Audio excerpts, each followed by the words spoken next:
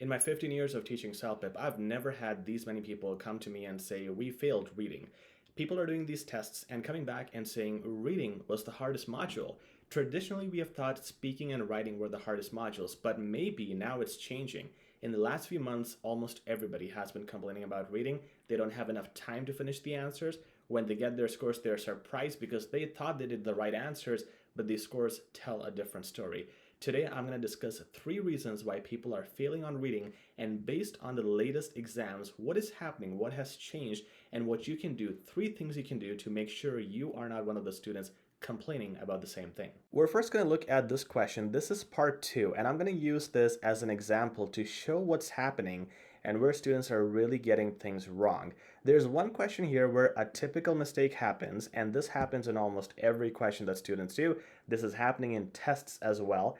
And then we're going to discuss 2 more things plus some more points that you need for reading. So follow us till the end of this video. Now here we have this weather fatalities chart. This is part 2.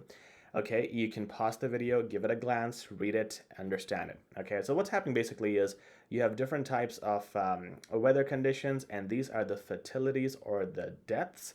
There are the weather fatalities for 2013 and then for different years. Okay, so what you should do, for example, if we're just talking about reading part 2, you should first look at the picture, then go to the following passage, paragraph, letter that has questions related to the picture. This is the only task where you do that. In parts 1, 3, and 4, you do the opposite. You look at the questions first and then the passage or the picture, because you would know what to look for. All right, so general strategy, right? But now let's talk about the first point, why people get a lot of questions wrong. So here you see this sentence. The picture here basically shows A, and then you have all these options. All right, so what does the picture show? Let's start from option 4, the last one, bars. The picture here basically shows bars. Yeah, it does. It is a bar chart. Let me give you 2 rules here when you're picking options, okay? One is the option you pick should have no contradiction. Like you see it and yeah, it's clear, obvious, right? But sometimes, for example, if it says it has percentages, then obviously you don't see percentages here. Obviously that will be the wrong answer. So rule number 1 in choosing multiple choice questions is there is no contradiction. Rule number 2 is if an option encompasses other options, select that option. Okay, for example, a passage says the girl was good looking and pretty and nice, well mannered, and then the options, one of the options says the girl was good looking. The other option says the girl overall was amazing. You're going to choose amazing because amazing encompasses all the other options. It has the other qualities in it too. But if it's just good looking you pick, it's one small option. Okay, this will become more relevant later on. For now, this is one option. I have seen bars. There's no contradiction. It is bars. It's correct. Shows numbers. That's correct. Shows weather fatalities. That's correct. It's a chart. And that's correct too. But which is one option that encompasses everything else? That's the chart. A chart includes weather fatalities, numbers, and bars. So that's the correct answer. This is where people, it's just 25% chance they pick anything. Probability is 1 out of 4. They pick anything because everything looks correct, right? But you want to pick the option that encompasses the other options, okay? There's many times 2 correct answers. This time it's 4 correct answers, but this one encompasses the other. So that's rule number 1.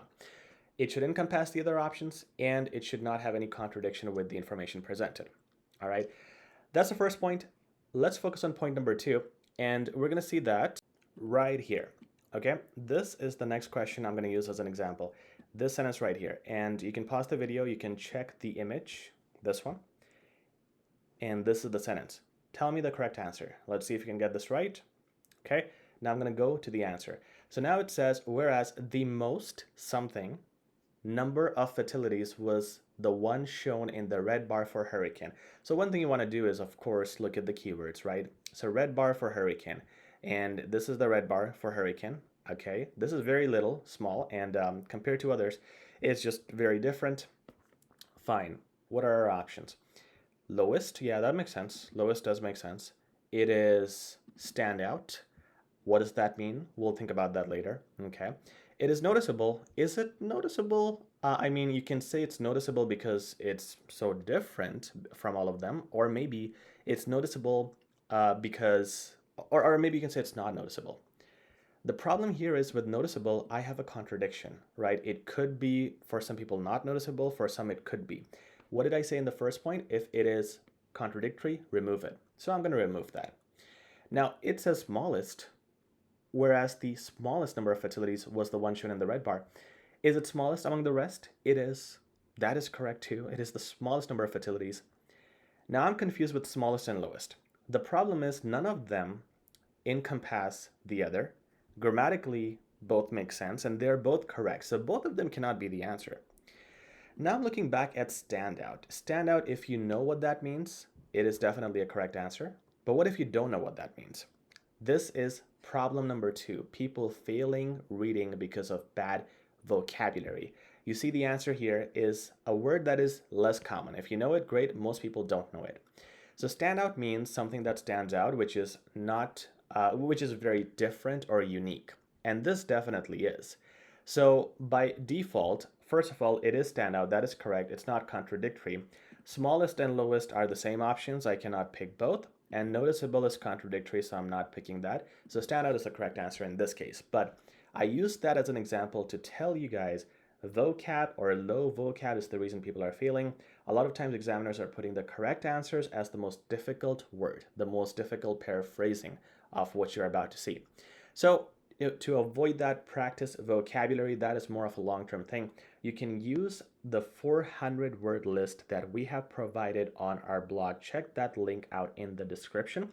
You can also use our course. Our CELPIP course comes with 800 words you must learn for the CELPIP exam before you do that. And there are people who charge for a vocab lists for CELPIP.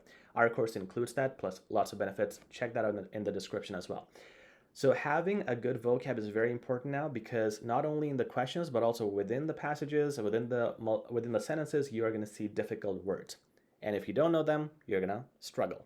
The third biggest mistake that's happening is in time management, and this is mostly happening with students in parts 1 and 4. We're going to discuss that right now. I have in front of me part 1, and we're also going to get into details of parts 2 and 3 in another video coming up later this week, within 2 days, by the way. So please subscribe if you haven't already to view that video. So here in part 1 and part 4, by the way, the same problem is happening. You have the first passage, right? The first letter in this case. And then you have these questions, multiple choice questions. I think so far we're good, but here is where there's a confusion, the response letter. So in this one, the letter was written to the letter was written to James. Now James is writing back to Charlie.